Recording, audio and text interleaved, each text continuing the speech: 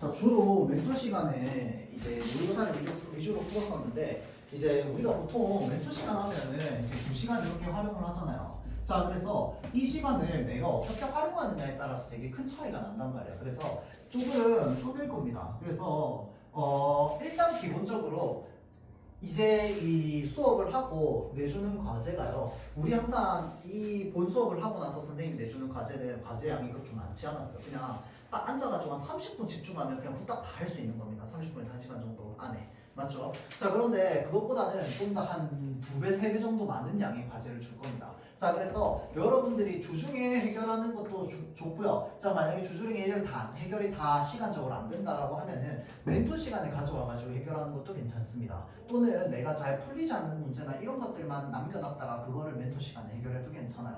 자, 그래서 최대 일단은 1시간까지는요. 이 본 수업의 과제를 바탕으로 멘토 시간을 활용해도 좋습니다. 자, 그 다음 두 번째는요. 나머지 한 시간은 모의고사를 계속 이어서 풉니다. 그래서 지금 각자 진도가 다 다를 겁니다. 각자 진도가 다를 건데 계속 다음 진도 해나가면서 계속 풀어나간다고 생각을 하면 됩니다. 알겠죠? 자, 그런데 나는 개인적으로 지금 이 멘토 시간을 모의고사 푸는데 조금 더 집중하고 싶어. 나는 국어적인 능력을 조금 더 많은 시간을 할애해가지고 하고 싶어 라고 하는 학생은요. 이거를 굳이 멘토 시간에 활용을 안 해도 괜찮아요. 멘토 시간에는 모의고사를 주로 하고 나머지 과제와 관련돼서는 그냥 질문거리만 가져와가지고 해도 되고 아예 뭐 안 가져와도 상관없습니다. 그 본인 선택이에요. 어찌됐건 간에 이 과제물과 관련되어 있는 풀이나 이런 거는 본 수업에서 할 겁니다. 본 수업에서 할 거기 때문에 일단 기본적으로 요거를 본인의 선택에 따라서 해결할 수 있도록 합니다. 내가 좀 더 하고 싶어 라고 하면은 이 과제물들을 집에서 최대한 해결하고 이 나머지 지금 멘토 시간에는 주로 이제 모의고사를 위주로 많이 풀 거야 를 해도 상관없고요. 뭐 그걸 반반으로 나눠도 되고 뭐 한 30분으로 나눠도 되고 그거는 이제 본인들의 이제 이 역량이나 시간이나 뭐 이런 거에 따라서 따로 이제 하면 됩니다. 그래서 요거에 대해서 선생님이 그렇게까지 많이 터치를 하지는 않을 건데 문제는 그 누구처럼 과제가 있는데 뭐 까먹었는데 뭐 과제가 있었어요 뭐 이런 이야기를 한다든지 하면 곤란합니다. 알겠죠? 자, 그래서 과제는 항상 있고요. 그것을 어떻게 해결하는가는 각자 알아서 좀 이제 할 수 있도록 합시다. 알겠죠? 자, 그리고요. 지금 우리 모의고사에 나오는 비문학 지문이 있고 그 다음에 요 이렇게 새로 들어가게 되는 요 교재에 비문학 지문이 있는데요. 요 교재에 있는 비문학 지문은요. 우리 과거의 필독 교재나 다른 이제 선생님이 전에 기말고사 때나 이럴 때 이제 이야기를 했던 것처럼 이 글에 내에 나오는 중요한 내용들을 간단하게 좀 정리를 하면서 읽어볼 겁니다. 전에 얘기했듯이 이 비문학을 읽기는 그냥 단순히 문제를 맞추고 틀리고 하는 거는 그렇게 크게 이제 중요한 게 아니기 때문에 글을 정확하게 이해를 하는 연습이 되었느냐 안 되었느냐가 중요합니다. 자, 그래서요 이 교재 자체가요 뒤에 나오는 문제는 쉽고요 지문은 좀 어려운 편입니다. 자, 그래서 좀 어려운 내용인 질문을 좀 이제 복합적으로 이해하는 데 목적을 둘 거고요. 자, 그런데 그 멘토 시간에 여러분들 그 모의고사 이제 시험 치고 풀고 하는 거는요. 정리를 하든 안 하든 그건 본인 자유입니다. 자유인데 사실은 내가 더 잘 읽고 더 잘 맞추려면은 정리를 하는 게 조금 더 도움은 되겠죠. 그런데 막 빡세게 그렇게까지 정리를 할 필요는 없습니다. 나한테 최대한 실용적으로 도움이 되게끔 문제를 풀어보는 걸 읽고 지문을 읽고 풀어보는 거를 이제 모의고사 지문을 통해서 한다라고 생각하면 되고요. 이런 교재로 과제물을 할 때는요 최대한 중심 내용들을 좀 정리해가면서 읽어볼 겁니다. 자, 그래서 일단은 비문학 지문부터 빠르게 한번 보도록 할게요. 자, 홉스의 선악 개념입니다. 자, 그래서 지금 여기 선악 개념이라고 했어요. 지금 벌써 선과 악, 그러니까 착한 것, 좋은 것과 나쁜 것을 이 사람이 어떻게 생각했는지에 대한 개념을 이야기를 하겠구나 라는 걸 우리는 예측할 수 있습니다. 참, 그리고 이 이제 독해를 하면서 일단 기본적으로 선생님이 중간중간에 언급해 줄 거는 우리가 중학생 때 배웠던 이 읽기와 관련된 개념들, 뭐 예를 들어서 예측하는 읽기라든지 또는 문제 해결 과정으로서의 읽기라든지 또는 이제 뭐 읽기의 생활라든지 이런 단원들을 통해서 우리가 읽기와 관련되어 있는 여러 가지 것들을 좀 배웠다라고 하면 좀 그래. 어차피 모든 사람들이 다 하는 거라서. 그런데 우리가 아무 생각 없이 글자만 읽어가는 게 아니라 어떠한 과정을 통해서, 생각 과정을 통해서 읽기를 하게 된다라는 거를 우리가 교과에서 배운 그 말 그대로 선생님이 최대한 좀 표현을 할 겁니다. 그래서 그것도 중간중간에 좀 한번 체크를 해보면 좋을 거예요. 자, 볼게요.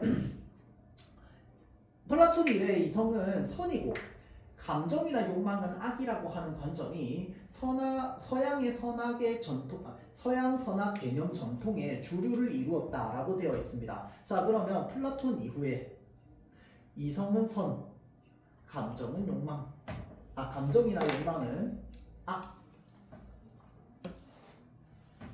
이라고 하는 관점이 서양의 선악 전통 개념의 주류를 이루었대요.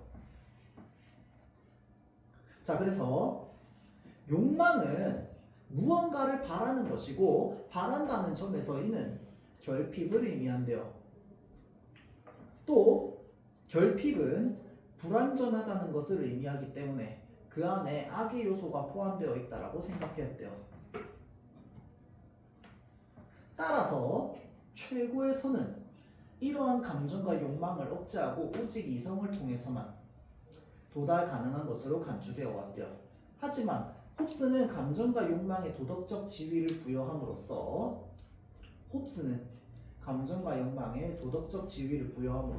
전통적인 선악 개념을 비판했답니다. 전통적인 선악 개념 비판. 선생님이 한 문장 한 문장 읽으면서 중요한 걸 어떻게 이렇게 확실하게 문제를 이렇게 밑줄을 그을 수 있어요? 나는 이미 읽어봤으니까. 그럼 여러분들은 어떻게 하면 돼요? 어떤 한 문단을 읽고 나서요, 내가 재구성하는 과정에서 중요한 게 무엇인지를 체크해도 상관없습니다. 왜냐하면 그렇게 하는 게 훨씬 더 차라리 나아요. 그래서 한 지문을 꼼꼼하게 읽으면서 이렇게 한 문단을 전체 다 읽어봤더니 이게 중요한 게 이거더라라고 하는 거, 이거 밑줄에 표시하는 거 몇 초 안 걸려요. 이 몇 초 차이로 내가 뒤에 문제를 하나 더 못 푼다? 그러면 그냥 애초에 읽는 속도를 줄여야지만 그게 풀린다라는 거야. 그러니까 굳이 이런 거에 시간 압박이나 이런 것들을 굳이 느끼지 말고 중요한 것들을 하나하나 찾으려고 하는 이런 이제 노력이나 생각들이 여러분들의 읽기나 이런 것들의 시야를 좀 더 넓혀줄 겁니다. 자, 그래서 적어도 나는 실제로 이 지문을 읽으면서 이렇게 표시를 하면서 읽었어요. 여기에 이것 정도는 알아야 되겠구나. 자, 그리고 우리가 여기 옆에 선생님이 중요 내용을 정리하라고 하는데, 중요 내용을 정리하는 데 있어서요, 모든 문단마다의 내용을 적을 필요는 없습니다. 왜 그러냐면 이 그 비문학 지문 같은 경우에 첫 문단이나 마지막 문단 같은 경우에 정말 아무것도 정리할 필요가 없는 내용이나 이런 게 가끔씩 나오기도 하거든요. 그래서 그런 내용들까지 막 어거지로 막 문장을 막 그대로 뺏겨져가지고 할 필요 없습니다. 그래서 여기에 적혀있는 내용은 일단 기본적으로 내가 이해한 내용을 바탕으로 그냥 적는 거야. 그러니까 나의 언어로 적는 거야. 여기에 내가 뜻도 모르는 단어 가져와가지고 적는 게 아니고. 무슨 말인지 알겠어? 자, 그러면은 일단 기본적으로 여기에서 나는 어떻게 정리할 거야? 자, 플라톤 이후 이성 땡땡 선 감정 욕망 땡땡 악 이라고 생각해 왔대요. 자, 그리고요, 욕망은 무엇인가를 바라는 것이고 바란다라고 하는 것은 결핍을 의미한대요. 자, 욕망이 무언가를 바라는 것이라고는 사실 너무 당연한 이야기야.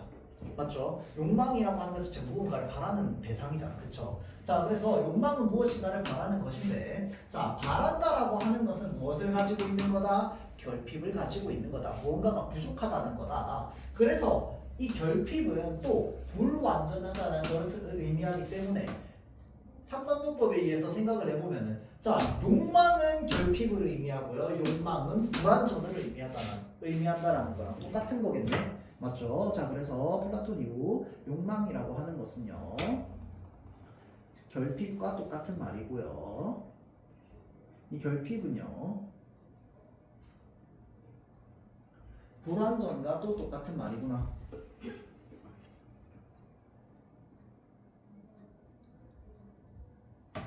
자, 그래서 최고의 선은요,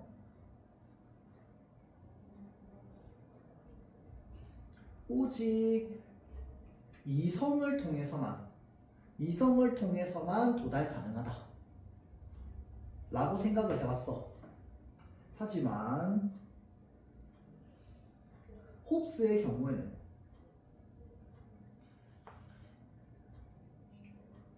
감정, 욕망에 도덕적 지위를 부여해줬어. 그래서요, 이 플라톤 이후부터 여기까지를 뭐 해준 겁니까? 비판했대요. 나라면 뭐 이 정도로 정리해야 돼요.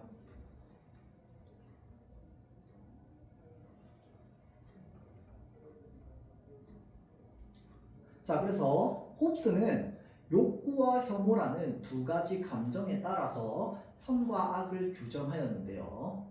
선이란 그 대상이 무엇이든지 어떤 사람이 욕구하거나 욕망을 가질 때 그 대상에 붙여진 이름이랍니다. 자, 다른 말로 하면 뭔데? 좀 더 쉬운 말로, 선은 욕구하거나 욕망을 가질 때 그 대상에 붙여진 이름이래요. 그러면 선은 욕구나 욕망이 대상이겠다. 반대로 악이란 어떤 사람이 혐오하거나 미워하는 대상에 붙여진 이름이랍니다.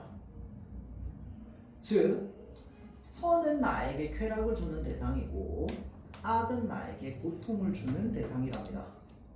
자, 이처럼 쾌락과 고통을 기준으로 선과 악을 평가한다라는 점에서 홉스는 쾌락주의 노선을 따르고 있대요. 자, 그런데 쾌락주의가 대충은 무슨 의미인지는 알겠는데, 그래서 정확하게 쾌락주의가 뭐야? 라고 하면 내가 그것의 정의를 내릴 수 있는가? 좀 애매한 것 같아. 나도 잘 모르겠어, 쾌락주의가. 자, 그러면 이 쾌락주의라고 하는 게 이 글 안에서는 어떤 의미로 지금 이야기되고 있는 거지? 위에 나와 있습니다. 선은 나에게 쾌락을 주는 대상이고 악은 나에게 고통을 주는 대상이라고 생각하는 사고방식입니다, 여러분들. 사고방식을 뭐라고 한다? 쾌락주의라고 이야기를 하는가 봐. 그런데 홉스가 그러면 왜 쾌락주의인데? 라고 했을 때 위로 쭉 올라가서 뭐라고 얘기합니까? 선은 욕구 욕망의 대상이고 악은 내가 밀어내고 싶은, 미워하고 싶은 대상에 붙여진 이름이래요. 그래서 이게 결국은 선은 쾌락, 악은 고통이라고 생각하는 것과 같은 거라는 거야. 그것이 쾌락주의 노선이다 라고 되어 있는 겁니다. 자, 그러면 홉스에게 있어서 선은 욕구 욕망의 대상,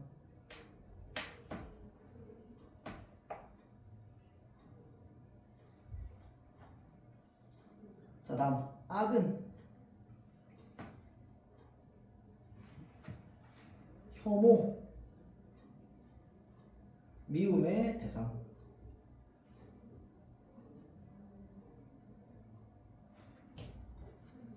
자, 그래서 이렇게 생각하는 방식이 뭐라는 거야? 쾌락주의라는 거야.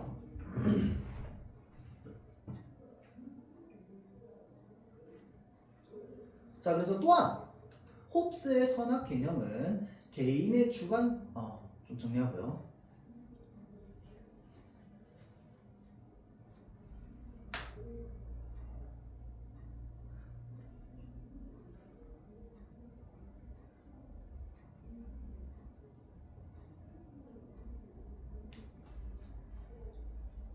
자, 또한 선악 개념은, 홉스의 선악 개념은 개인의 주관적인 쾌락과 고통의 감정에 따라서 선과 악을 평가한다는 점에서 어떤 입장? 상대주의 입장에 있다고 할 수 있대요. 아, 중학교 3학년 되면 그래도 상대주의가 뭔지는 좀 안다. 맞죠? 그게 뭐니? 갑자기 당황스럽네. 자, 상대주의라고 하면요, 나는 이렇게 생각하는데 상대방은 그렇게 생각하지 않을 수도 있어. 그래서 내가 옳다고 생각하는 게 상대방한테도 꼭 옳은 건 아니야. 나한테 내가 생각하는 방식이 있고 상대방한테는 상대방이 생각하는 방식이 있는 거야. 그래서 나와 다른 어떤 사고방식이나 가치관을 가지고 있는 것을 그냥 인정해 주는 것을 상대주의적이다라고 이야기를 합니다. 상대주의적이다라고 얘기하면요. 일단은 나와 다르다 또는 이제 내 입장과 다른 입장이 있을 수 있다라는 걸 그냥 인정하는 거야. 그거를 상대주의적 입장이라고 합니다. 자, 그래서요. 홉스에 따르면 어떤 대상이나 상황 그 자체가 고유하게 선하거나 악하다고 할 수 없대요. 자, 그래서 대상이나 상황이 개인과 어떤 관계를 가지느냐에 따라서 선과 악이 달라질 수 있기 때문입니다. 자, 상대주의라고 하는 말이 무슨 말인지 알면은 사실은 밑에 나오는 내용은 똑같은 말이야. 맞죠? 왜? 상대주의적 입장에 가지고 있다라고 하는 건 선악 개념은 개인의 주관적인 쾌락과 고통의 감정에 따라서 선과 악을 평가할 수 있다네. 그러면 이 말을 다른 말로 하면 무슨 말이냐? 각각 개인마다 쾌락은 주관적인 거야. 그래서 A라는 사람한테는 1번이 쾌락이었는데 B라고 하는 사람한테는 1번이 아니라 2번이 쾌락인 거야. 각자 쾌락이라고 생각하는 것이 다르고 각자 악이라고 생각하는 것이 다 다르다는 거야. 그게 상대주의적 입장이라는 거야. 무슨 말인지 알겠지? 자, 그러면 상대주의적 입장이 있다라고 하는 건 무언가가 어떤 대상이나 상황이 고유하게 선할 수 있어? 없어. 이해돼요? 왜? 누군가한테는 선이겠지만 누군가한테는 그게 악일 수도 있잖아. 맞죠? 자, 그래서 고유하게 선일 수 없습니다. 상대주의적 입장에서는 어떤 상황이나 대상이 고유하게 악이라고 할 수 있어? 그것도 없어. 무슨 말인지 알겠죠? 홉스의 관점이 그러하다는 거야. 왜? 상대주의적 입장이 있다고 했으니까. 자, 대상이나 상황이 개인과 어떤 관계를 가지느냐에 따라서 선과 악이 달라질 수 있기 때문이다. 똑같은 말이지. 맞죠? 자, 그래서 예를 들어 얘기합니다. 어떤 칼이 날이 잘 서서 질긴 고기를 썰 수 있다면 그 칼은 내게 쾌락을 줍니다. 유용하니까. 그러면은 홉스 입장에서 보면은 이 칼은 나에게 있어서 뭐겠어? 선이겠지. 맞죠? 자, 따라서 그 칼은 내게 선한 것이 됩니다. 하지만 동일한 칼이 다른 사람에게 상처를 냈다면 그 칼은 그 상처난 사람에게는 고통을 주고 따라서 나에게 선한 것이 그 다른 사람에게는 고통을 주는 것이기 때문에 악이 될 수 있다는 거야. 이게 누구의 관점이라는 거야? 홉스가 바라보는 선과 악에 대한 관점이라는 거야. 자, 그러면 이거 정리하면 한 문장밖에 안 나옵니다. 바로 뭡니까? 홉스의 입장에서요. 선과 악의 개념은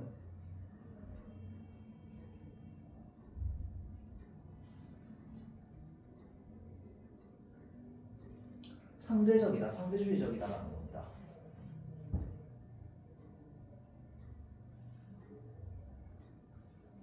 자, 상대적이라고 하는 말을 이해하면 사실은 여기 있는 말은 다 계속 반복 똑같은 말이야. 맞죠?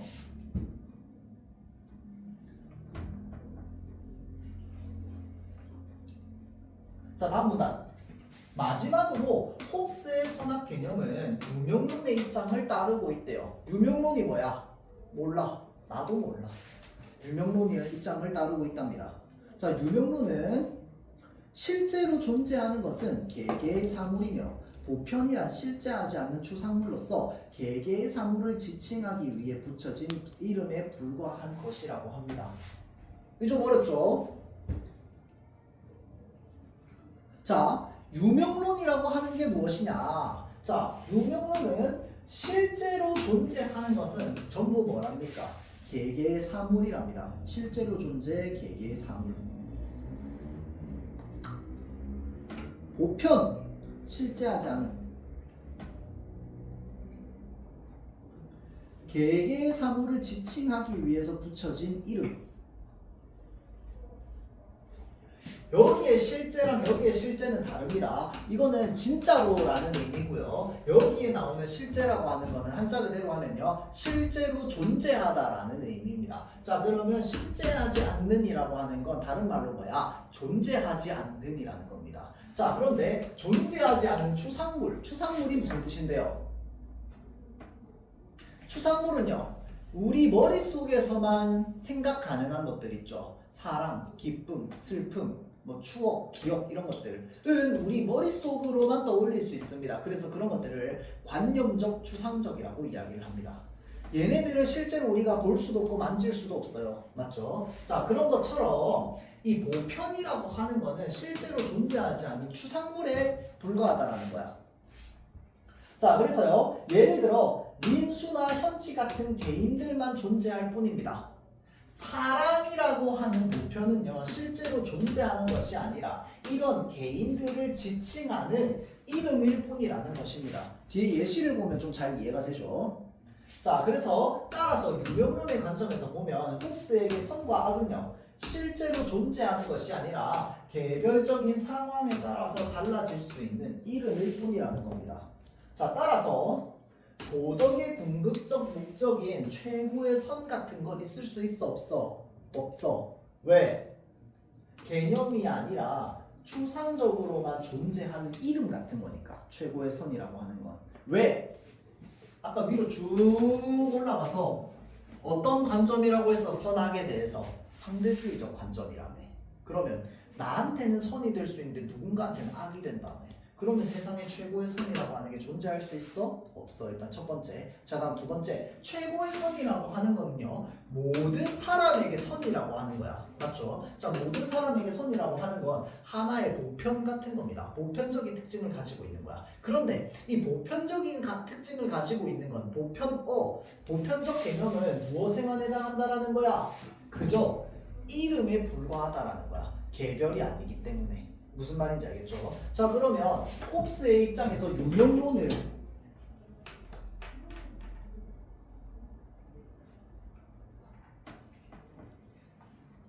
홉스의 선악에서 유명론이라고 하는 건 일단 기본적으로 개개의 사물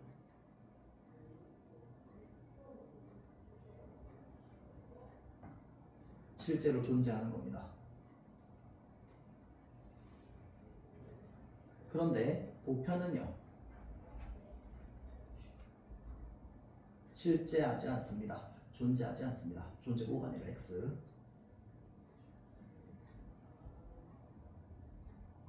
그냥 이름에 불과하다는 거야. 따라서 최고의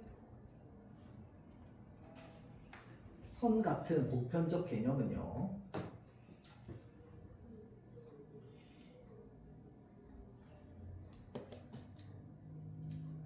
추상적으로만 존재할 수 있습니다. 실제로는 있을 수 없어 라고 생각을 하는 겁니다.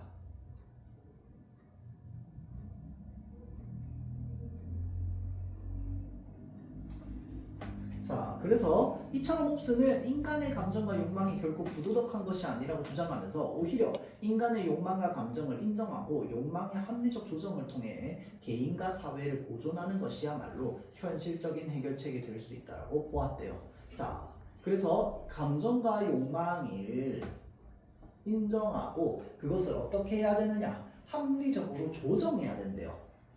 그렇게 해서 개인과 사회를 보존하면 그게 훨씬 더 합리적인 해결책이라고 합니다. 다만 이런 욕망들 사이의 충돌을 조정하기 위해서는 무엇이 있어야 되느냐? 최소한의 규칙이라고 하는 것이 있어줘야 된답니다. 자, 그래서요, 감정과 욕망을 통해서 욕망인데 얘를 합리적으로 조정합니다.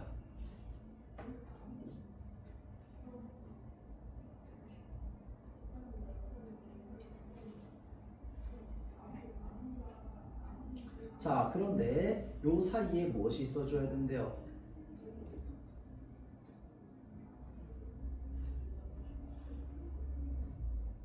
최소한의 규칙이 있어줘야 된대요.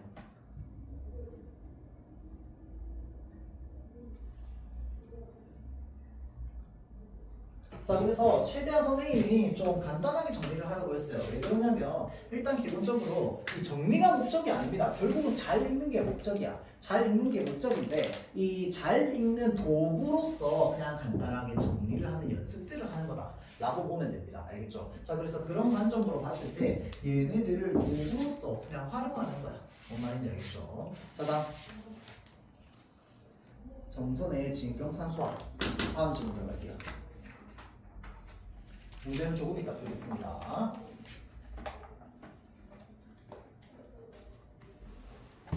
자, 정선의 진경산수학.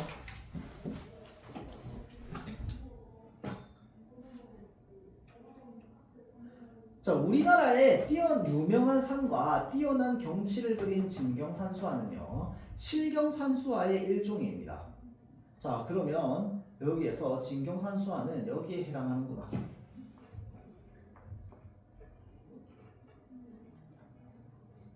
자, 그래서 실경산수화는요, 자연경관과 명소를 소재로 삼아 실용적 목적으로 제작된 산수화를 말한답니다. 실경산수화는 고려시대에 태동하여서 조선 초기와 중기를 거쳐서 경제 정선이 활동한 조선 후기로 전통이 이어졌답니다. 중국의 관념적인 산수화풍에 벗어나지는 못했대요. 그 말은 뭐야? 결국 이 실경산수화는 여기에 해당한다는 거죠. 결국은. 자, 금강산과 그 주변 경치가 이름난 장소를 재현한 금강산도는 실경산수화의 전통이 구현된 대표적 사례래요.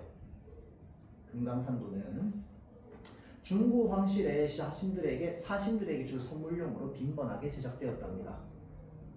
자, 잘 보세요. 지금 진경산수화에 대한 내용을 이름을 이야기를 했는데 진경산수화에 대한 내용은 없습니다. 이 문단에서 맞죠? 일단 기본적으로 진경산수화가 실경산수화에 해당하는데 실경산수화가 뭔지도 모르잖아 우리는. 그래서 이 실경산수화가 뭔지부터 우리는 받아들여야 돼. 맞죠? 자, 그래서 1문단에서요. 실경산수화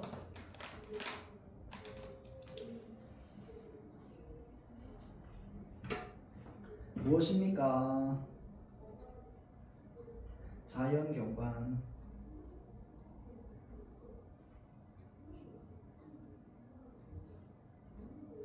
명소를 소재로 삼아서요.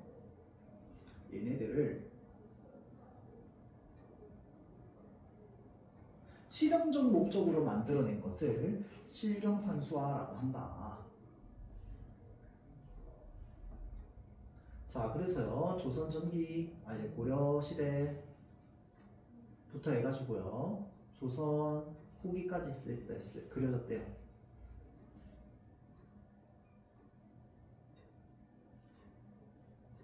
자, 그런데 중국의 관념적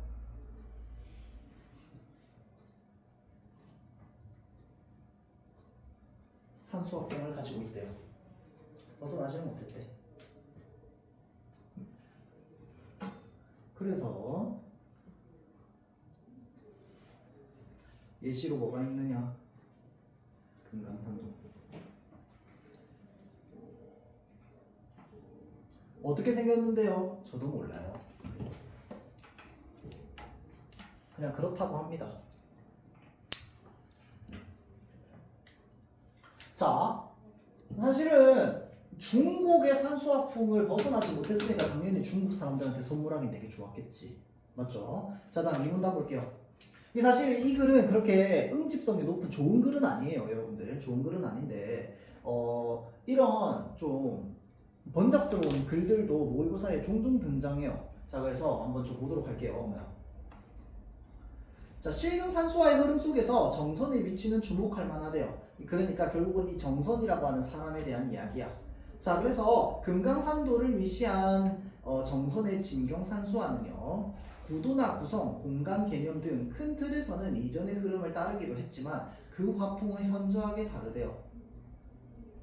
자, 그래서 정선은 금강전도에서라고 되어 있으니까 지금 금강산도에서 금강전도로 넘어왔습니다. 이 금강전도를 누가 그린 거야? 정선이 그린 겁니다. 자, 그래서 금강전도에서 좌측에는 중국 남종화에서 많이 사용하는 기법인 미정준을 기준으로 쌀알 모양의 점을 겹겹이 찍어 부드러운 흑산을 배치했대요.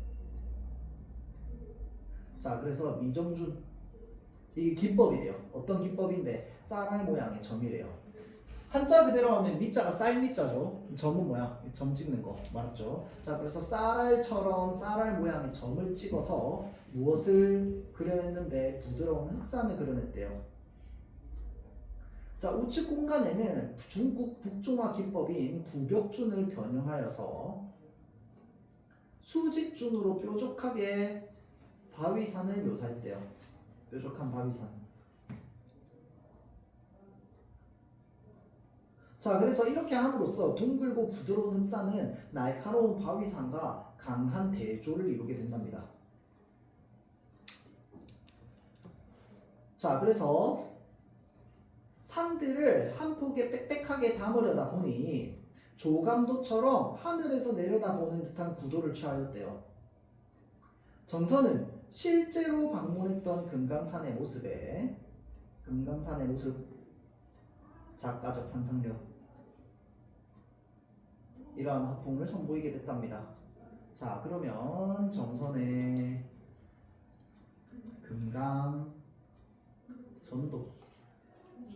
금강전도에서는요, 일단 기본적으로 미정준을 통해 가지고 부드러운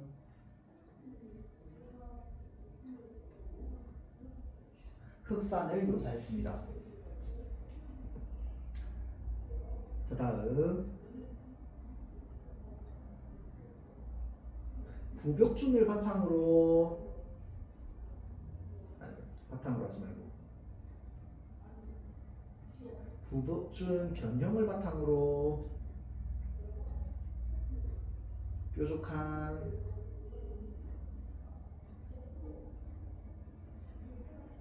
바위산을 묘사했습니다.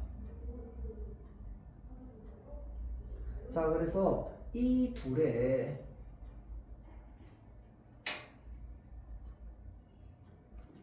강한 대조를 그려냈죠. 그래서 실제적으로 금강산의 모습과 무엇이 더해집니까?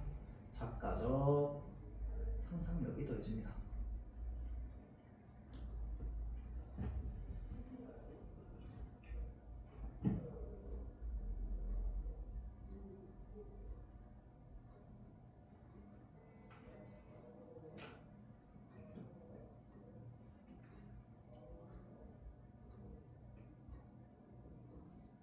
자, 다음 정선이 사용한 화법은 중국의 화보 등을 통해 조선에 유입된 것이래요. 자, 정선의 화법은 중국에서 유입된 것이랍니다.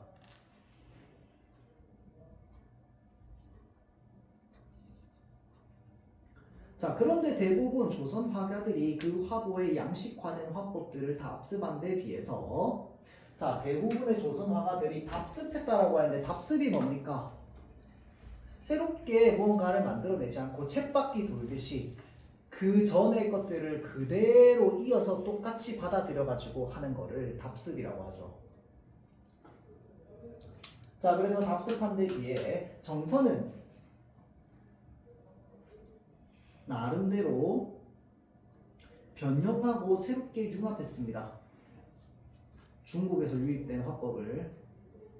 자, 이를 통해 정선의 산수 묘사는요, 조선 사대부들이 모범으로 간주해온 중국의 관념적인 산수화 기법과 차별화를 꾀할 수 있게 되었습니다. 자, 그래서 중국 산수화 기법 차별화. 이번에 뭐 당연한 이야기죠. 변형했으니까. 자, 그래서 그의 진경산수화는 중국의 산수화를 단순히 모방한 것이 아니라 조선의 산수를 실제 모습에 가깝게 그렇다는 점에서 획기적이었습니다. 자, 정선의 화법.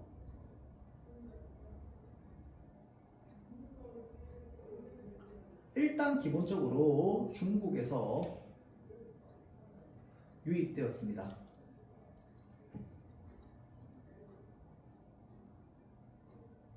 그런데 그 유입된 것을 어떻게 했느냐? 자기 나름대로 변형하고요. 새롭게 융합했습니다.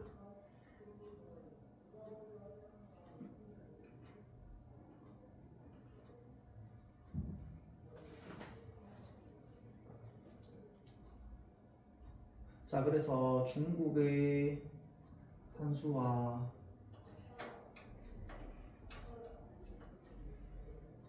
차별화를 이뤘습니다. 그리고요, 조선의 산수를요,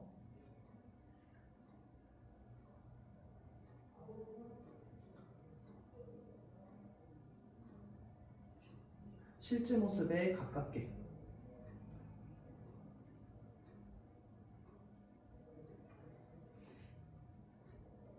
묘사했습니다.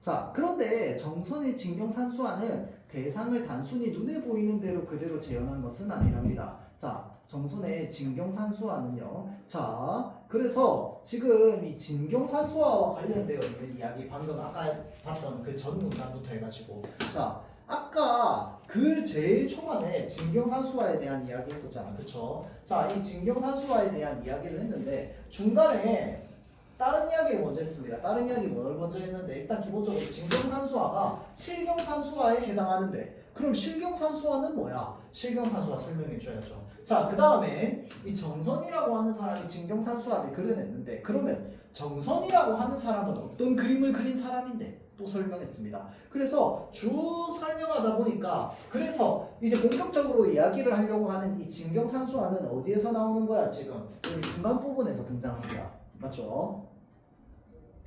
자, 그런데 진경산수화는 대상을 단순히 눈에 보이는 대로 그대로 재현 아니랍니다.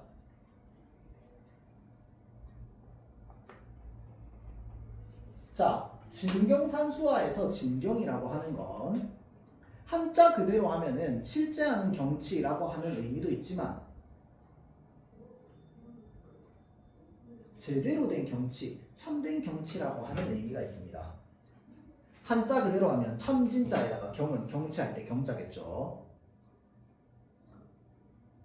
자, 그래서 진경산수화는 진경의 복합적 의미를 형상화함으로써 조선의 산수야말로 중국과 다른 아름다움을 가진 경치라고 하는 주체적인 미의식을 드러낸 것이다. 자, 그래서 정선은 눈앞에 마주한 대상을 자신의 사상과 화풍으로 재구성하여 조선의 산수를 독특하게 그려냈던 것입니다.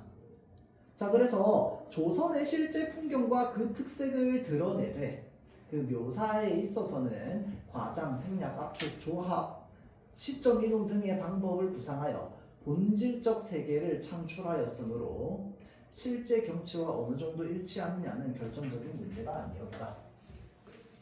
자, 아까 쌤이 그 초반에 이야기를 했지만 선생님은 어떻게 이렇게 딱딱딱딱 중요한 걸 찾아요? 선생님은 다 읽고 나서 지금 표시하는 거기 때문에. 자, 그럼 여러분들도 평소에 이제 집에서 과제하거나 연습할 때는요, 다 읽고 나서 표시해 보는 것도 연습 한번 해보세요. 그러면서 내가 중요한 것이 무엇이고 중요하지 않은 것이 무엇인지를 이 가려내는 이제 연습들을 좀 해보면 좋습니다. 자, 그런 것들을 잘 하려면은 이 내용을 내가 최대한 효율적으로 잘 뽑아내가지고 중요한 것들만 요약하는 데 있어서 어떤 단어만 필요하지? 라는 것들을 계속 고민해보는 거야.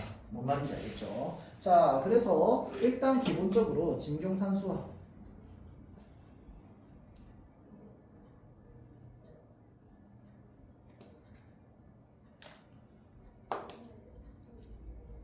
보이는 그대로 재현한 거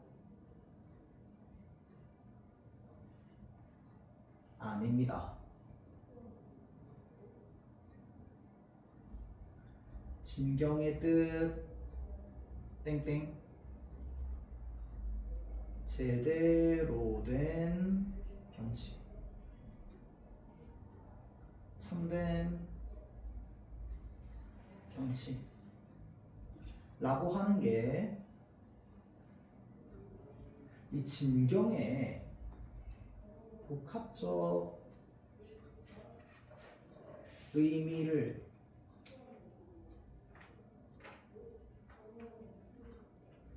형상화한 것입니다.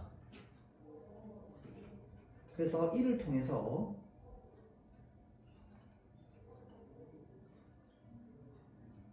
주체적인 미의식, 아름다움의 의식을 드러낸 것입니다.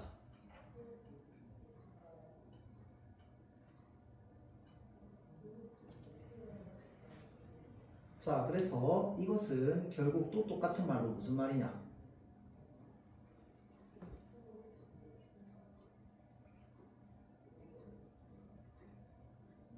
자, 본질적 세계를 창출한 것입니다. 왜 그러냐? 자, 일단 기본적으로 자, 그리고 실제 경치와 어느 정도 일치하느냐는 결정적인 문제가 아니었다 라고 하는 게 왜 그러냐? 사실은 여기에 그대로 답이 있습니다. 바로 뭔데? 진경산수화 자체가 뭐에 해당한다라는 거야? 보이는 그대로 재현한 게 아니라는 거야. 그런데 위에는 또 뭐라고 되어 있어요? 조선의 산수를 실제 모습에 가깝게 묘사했다라고 되어 있어요. 자, 그러면 여기서 조선의 산수를 실제 모습에 가깝게 묘사했다라고 하는 건 뭘 말하기 위해서입니까? 중국에서 온 화법이랑은 달라. 그림 그리는 방법이랑은 달라. 그래서 조선의 산과 물의 모습, 산과 강의 모습을 실제 모습에 가깝게 묘사할 수 있는 건 맞아. 그런데 그렇게 묘사했다라고 해서요, 이 진경산수화를 그려낸 정선이 보이는 그대로 재현하려고 그렇게 한 거야 라고 하면 그건 아니라는 거야.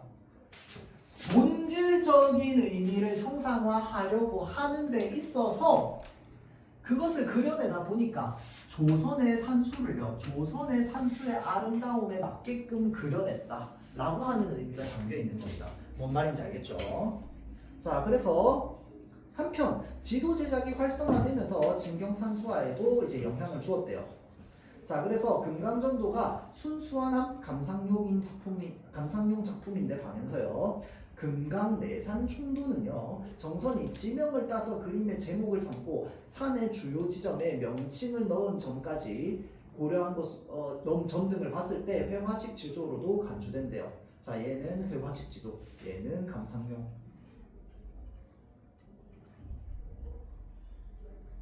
금강전도 감상용, 금강내산 총도,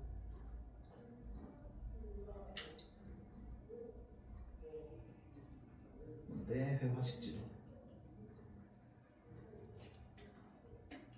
회화가 뭔데요? 회화, 그림이죠. 맞죠? 그런데 그러면 그림식 지도라고 했을 때, 아, 그림은 그림인데 뭐처럼 쓸 수 있다? 지도처럼 쓸 수 있는 그림이다. 그게 금강내산 총도다. 자, 반면에 금강전도는 뭐다? 감상용이다. 그러면 둘 중에 더 실제적으로 그려진 건 뭐겠어? 실제와 가깝게 그려진 건 얘겠지. 맞죠? 자, 그래서 여행객들은 유람의 유용한 도구로 사용할 수 있었지만 화가들은 자신의 진경산수화가 지도로 오인될까봐 우려하기도 했대요. 까집니다. 자, 그래서 지금 여기까지 해가지고 지금 앞에 1, 2, 3번 문제, 뒤에 1, 2, 3번 문제 지금 풀고 나서 쉬는 시간을 가집니다. 알겠죠? 8시까지 쉬겠습니다.